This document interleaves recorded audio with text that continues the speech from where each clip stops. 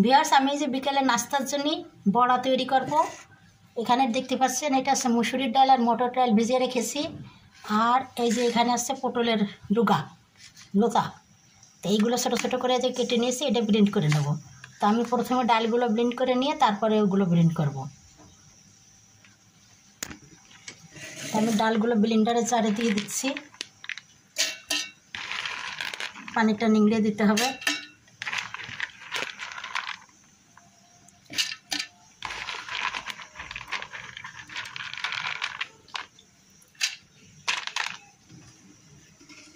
এগুলো ব্লেন্ড করে ফিরে আসছি। ভিউয়ার্স, এই যে আমি ডালগুলো ব্লেন্ড করে নিয়েছি। এবারে যে পটলের ডগাগুলো ব্লেন্ড করে নেব। ভিউয়ার্স, এই যে আমি পটলের লতাগুলা ব্লেন্ড করে নিয়েছি। তবে যে ভিতরে যে আঁশগুলো আর আছে এগুলো একটু আমি এভাবে চিপে চিপে ফেলে দেবো, কারণ এই আঁশগুলো শক্ত হয়ে আছে। শুধু রসটা নেব। রসটাতে বেশি ভিটামিন, যাদের ডায়াবেটিস আছে ডায়াবেটিসের খুবই উপকারে আসে এই পটলের লতা। যেভাবে খাওয়া যাবে রস করে খেলেও উপকার হবে, কিন্তু তিতা রস করে খাওয়া যায় না। তা আমরা এইভাবে বড়া করে খাই বা ভাজি করে খাই, কুচি কুচি করে কেটে। এর আগের ভিডিওতে আমি দেখিয়েছি আলু দিয়ে কিভাবে ভাজি করি আমি।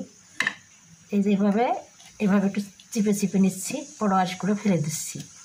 আমার দরকার রসটা।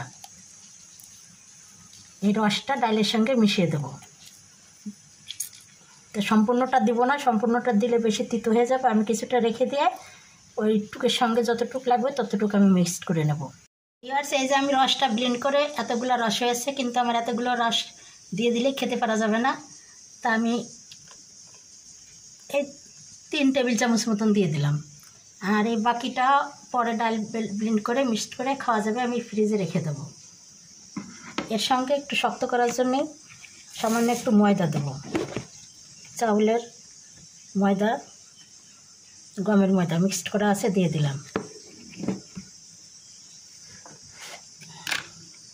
একটু বাটা মশলা দিয়ে দিলাম।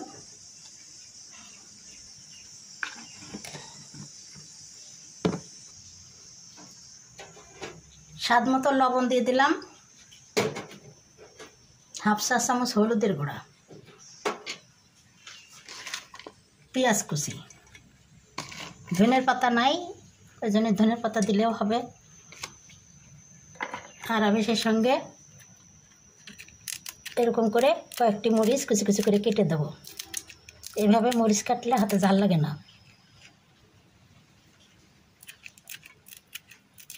আর কাটাটাও বেশ চিকন হয়।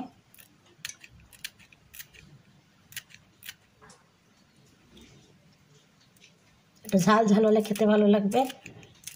এ আমার গাছ থেকে হারভেস্ট করা ছাদ বাগানের গাছের মরিচ। এই তো হয়ে গেল। এখন এটাকে আমি ভালোভাবে মিশিয়ে দেবো, দিয়ে বড়াটা ভেজে নেব। ভিউয়ার্স, এই যে আমি সবগুলোকে এভাবে মাখিয়ে নিয়েছি, এই যেরকম হবে। এখন আমি ভেজে নেব।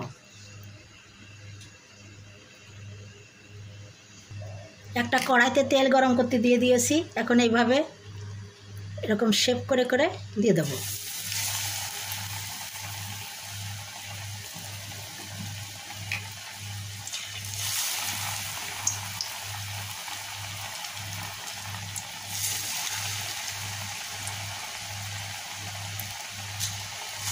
এইভাবে দিয়ে দিয়ে আমরা ভেজে নেব সবগুলো। ভাতের সঙ্গেও খাওয়া যায়, এটা গরম গরম ভাতের সঙ্গে খেতেও ভালো লাগে।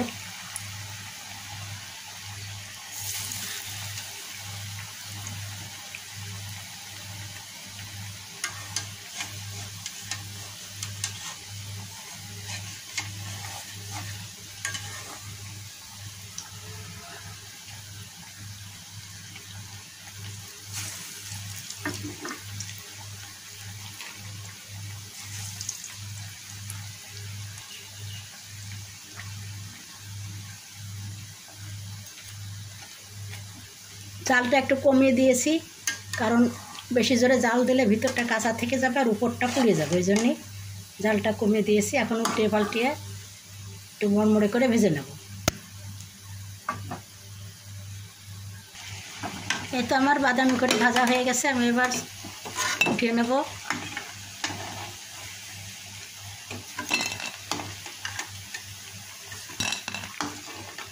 কত সুন্দর কড়মড়ে হয়েছে, ঝনঝন করে বাজছে। এখন আমি বাকিগুলো সব ভেজে নেব।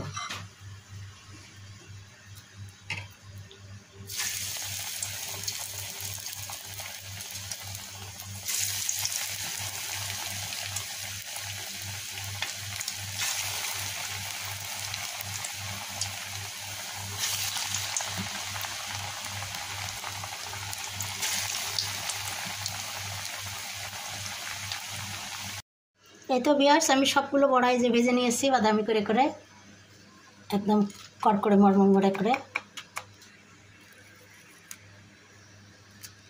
এই যে ভিতরটা কত সুন্দর। আশা করি আপনাদের ভালো লেগেছে আজকের আমার এই রেসিপিটি। যদি ভালো লেগে থাকে তাহলে অবশ্যই আপনারা আমার চ্যানেলকে লাইক, কমেন্ট, শেয়ার ও সাবস্ক্রাইব করে আমার পাশে থাকবেন। আজকের মতো বিদায় নিচ্ছি। আল্লাহ হাফেজ।